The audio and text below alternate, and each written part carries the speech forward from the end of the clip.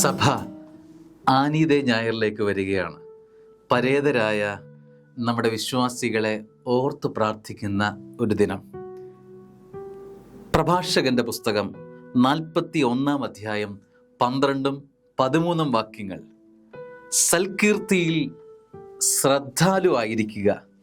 1000 സ്വർണ്ണ നിക്ഷേപങ്ങളെക്കാൾ അത് അക്ഷയമാണ്.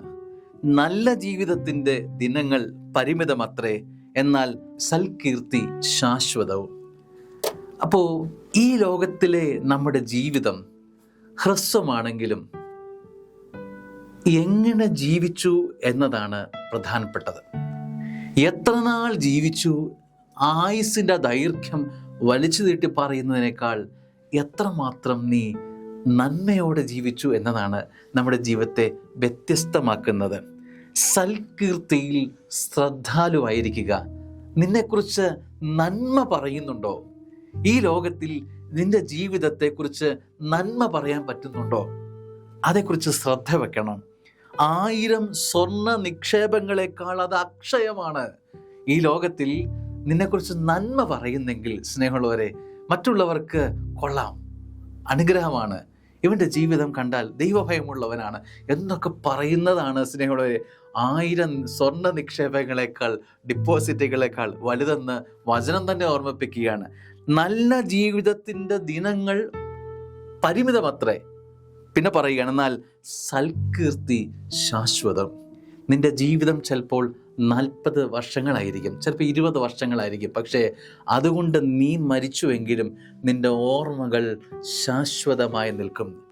നിന്റെ മരണം കഴിഞ്ഞാലും നിന്നെ കാലങ്ങൾ ഓർക്കാൻ തക്ക വിധമുള്ള അവശേഷിപ്പ് ഇവിടെ സമ്മാനിച്ചിട്ടാണ് നീ മരണത്തിലേക്ക് പോകുന്നത് എങ്കിൽ അതല്ലേ ജീവിതം.